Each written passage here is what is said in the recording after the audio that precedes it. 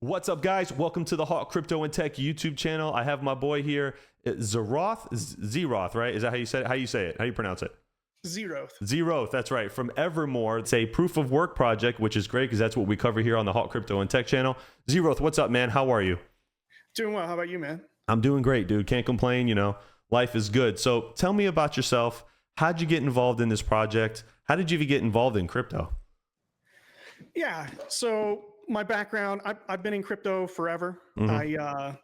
Basically my entire adult life. Back in 2011, I was studying mechanical engineering at university, but my real passion was finance, investing, business, and basically being a dev and having kind of these passions, everything kind of culminated. Right. And I ended up finding out about Bitcoin and created a bitcointalk.org account and jumped in and started chatting with everybody. And it was pretty fun back in those days. And I've had a number of different companies in the space. I started an exchange back in 2013, ran it for a couple years, and ultimately wound it down because of regulatory hurdles. Right. And basically I've never left the space since. And I'm sure you're familiar with Ravencoin. Everybody else is probably familiar with Ravencoin. Oh, kind of yeah. one of the coins that's pretty big.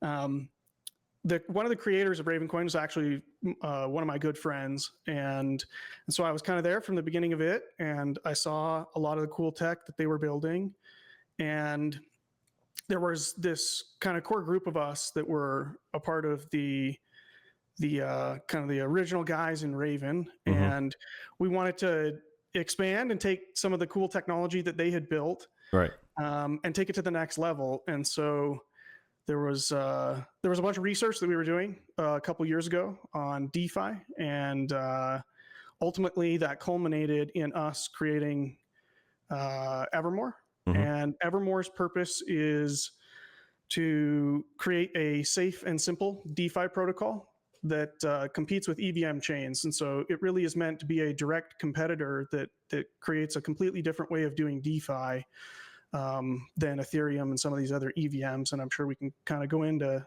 to how we do that and what it's about. Absolutely. So you worked on Ravencoin. Yeah. So I actually... That's pretty awesome. Yeah. I founded one of the main companies. We built the main mobile wallet for Raven, for iOS, Android. It's called Moontree. Oh, nice. Okay. Yeah.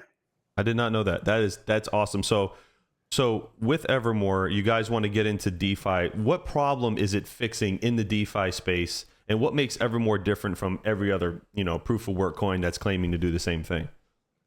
Right. So basically the problem in all of these different EVM chains is that they give you the ability to do tons of cool stuff in DeFi, and they do that through Turing complete smart contracts. And so it's kind of this ability to jump in and write your own custom code. But in doing that, it creates an infinite attack vector. And I'm sure we've all seen billions of dollars have basically been stolen and rugged from lots of people. Oh, yep. Oh, yeah. And so the way that Ravencoin actually builds their assets in a layer one sense is quite a bit different from how all these other chains do it. And so what we've done is we've kind of pioneered taking that Ravencoin layer one approach to not having complex Turing complete smart contracts and creating these built-in primitives at a layer one level. And so in doing that, it makes it so that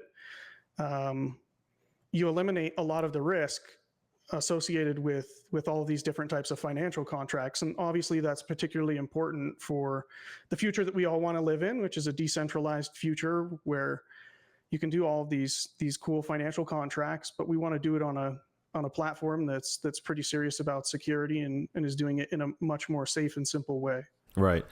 Well, that makes perfect sense. Now, a lot of my viewers are crypto miners, obviously, and obviously it's a proof of work project. What algorithm currently are you guys for mining right now?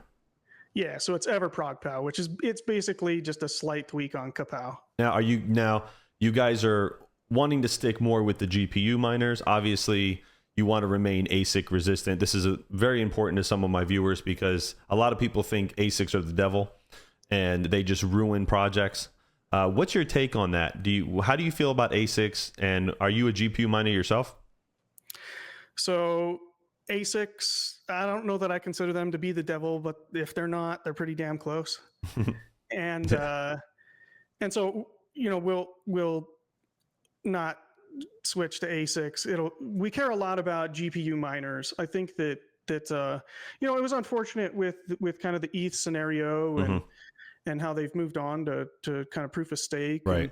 And so we really view GPU miners as extremely important. And it's also important that mining be kind of equitable, and that anybody that's got, a decent level GPU card can kind of jump in and participate. So, right. Yeah, we're not going to switch to any type of ASIC kind of money grab type deal at any point. Yeah, that's good, because a lot of people are like, oh, well, we see what happened with Radiant, right? Did you see what happened recently? There was this entity apparently, and I don't know the full story, but apparently they offered 10% to the devs or people in their community, and all of a sudden now they're pro ASIC, and it's just this nightmare. But a lot of people want to make sure that the project that they're going to support stays true to the values with GPU mining, because the GPU mining community, I mean, ever since Ethereum merged, like you said, it's just GPU mining's been awful. It hasn't been profitable. There's really not much to it at the moment. So now, why would you have Evermore in proof of work versus like proof of stake? Would you why stay proof of work? Yeah, I think that proof of work is important. It really is the kind of the main innovation that obviously Bitcoin brought to the table, and I think it's really tried and true. I'm particularly not a big fan of proof of stake. It's not to say that I hate it, but it seems like it comes with a set of trade-offs that just I wouldn't take, and nobody else inside of Evermore would take. That's good. So you all are on the same page with that. So with Evermore, you guys have been around for about a year now. Has it been about a year? How long has Evermore been out for? So almost 2 years. Almost 2 years. Okay. But we kind of launched into the bear market, and then we've been programming ever since. And then in the last 6 months, we've really ramped it up. We've hired additional devs. Really? Now, I think building in the bear market is great, because if you can build in a bear market, I think it sets you up for the bull market. And that's kind of what we did with my hosting company, Terra Hosting. We built the whole thing in the bear market, went through the hurdles of building when things were low so we could prepare for when things are high. So I think that's a great idea. Now, what's kind of the roadmap for Evermore now? You're 2 years in, you're hiring more devs. What's the next big thing that Evermore wants to roll out? Yeah, so we've got a roadmap that has a number of different primitives that we're introducing. Currently, there are 2 that are under development. So one are what we call asset tolls, but you can just think of them as royalties, so that when people create these different assets, they can earn a royalty every time they transfer to a new person or a new address. Okay. And then in addition to that, we're working on another one called Everlight, which is taking the Lightning Network and Nostr, and we're combining those in a very unique way that give us the ability to swap EVR and EVR assets with other chains. Right. Interesting. So that's it's pretty impressive that you guys are actually now moving forward after 2 years. And what do you think was the most important step that you recently took for Evermore before you guys wanted to start getting on YouTube and really pushing the project? What was the one thing that you said and all you guys agreed on, says, hey, we have to do this first before we start pushing this project? I would say development. So primarily, we're not YouTube guys. We're not kind of that hype driven pump and dump type thing. I mean, we're the real deal. We've been around for a long time, and all of us have built serious projects in the space. And so we're here for the long run. And we realize that ultimately, first, you've got to have a really good vision and a really good product and the ability to build it. And so we focused primarily on building it.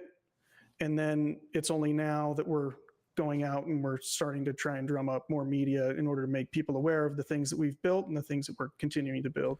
So with Evermore, besides the mining, are there validators or nodes that people can launch on the network as well, or anything like that at the moment? So there aren't, but there is a really cool project that's built on Evermore called Satori, which is an AI project. I know AI is kind of hot right now. Really hot right now. And it's kind of a unique project, but it has nodes and you can spin them up. And my understanding is, don't quote me on it though, but I think it's one of the more profitable node projects out there that a lot of people don't know about.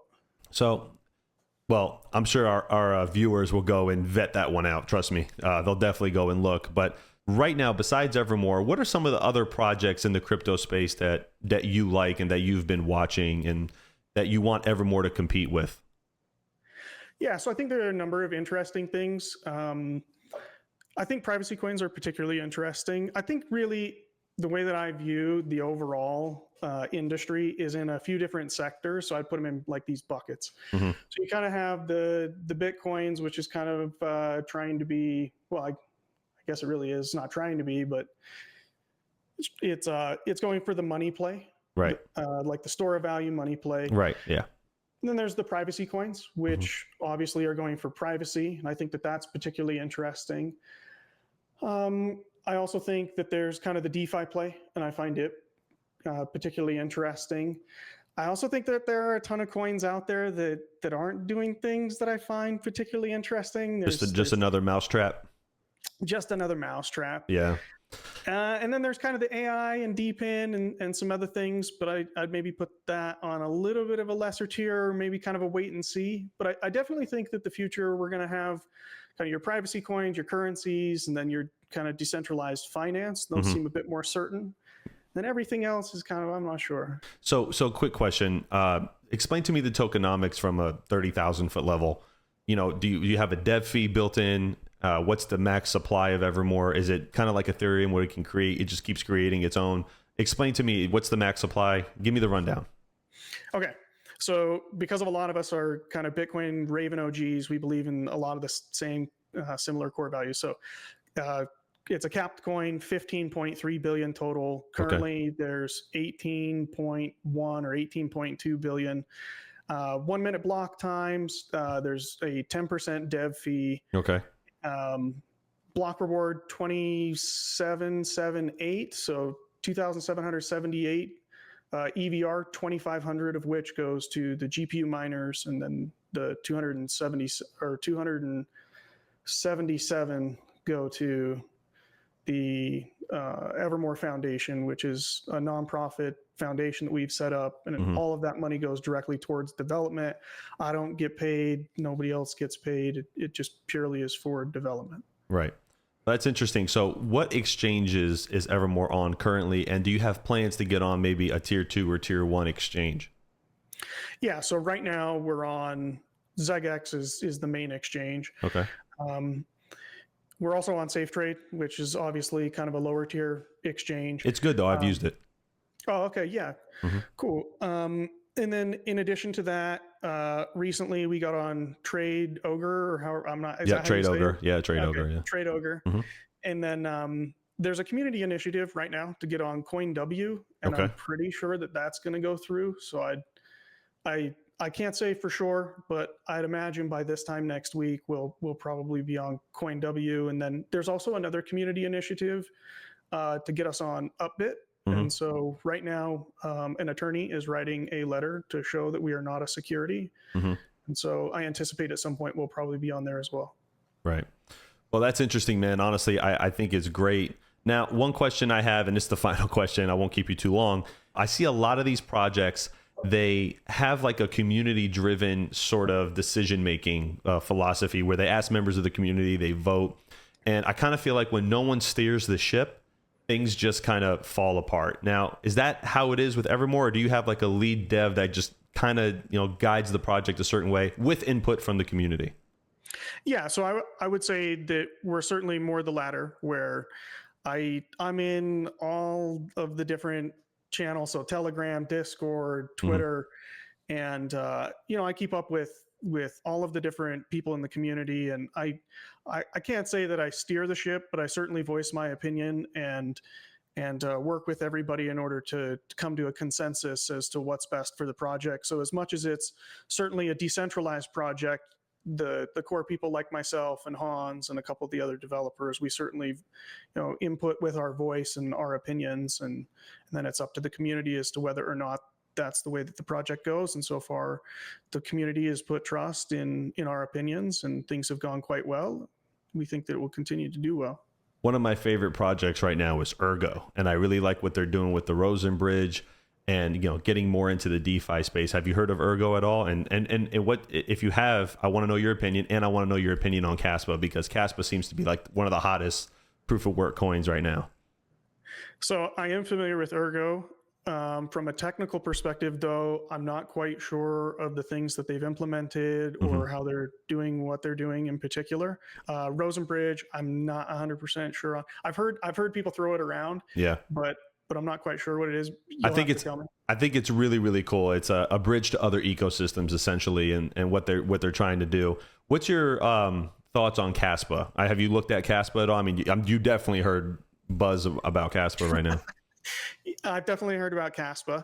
I'll tell you my understanding. So my understanding is it's like a super fast chain. I don't know exactly how they're doing that. I know that it's super hyped at the moment, and I know that they switched to ASICs, or they originally went with ASICs. I think it's an interesting project. I don't know if a ton of people are using it. Right. Well, as of a couple weeks ago, the blocks were 98% empty. They were just transactions, because they got to launch KRC20. That's the idea, and I think they're trying to get to 10 blocks per second. So we'll see how that goes. Now, with Evermore, is there any plans to speed up the block time at all? Because a lot of people in the community are saying, well, if Caspa can achieve such a fast blockchain, why can't the other ones do it? Why 1 minute block times versus 1 second per block? Yeah, it's a really good question. So right now we're just primarily focused on building out the roadmap. We don't want scope creep, right? There are a lot of projects where they promise you all the things, and then they end up accomplishing 0 of them. Right. And so as much as I'd like to say, hey, we're going to switch to 1 second block times and give you all the things, really, we're just going to stay focused on building out our existing core roadmap. And then at that point, we can look at speed up and some of these other problems. But until then, we'll leave it to Caspa and some of these other guys to kind of pioneer that tech. All right, my brother. Well, it's been great, man. Thank you so much for coming on the show. Evermore, great project. Thank you for coming on and giving me the exclusive. If you guys are interested, Discord links are below. I will see you guys on the next video. Take care. Have a great night.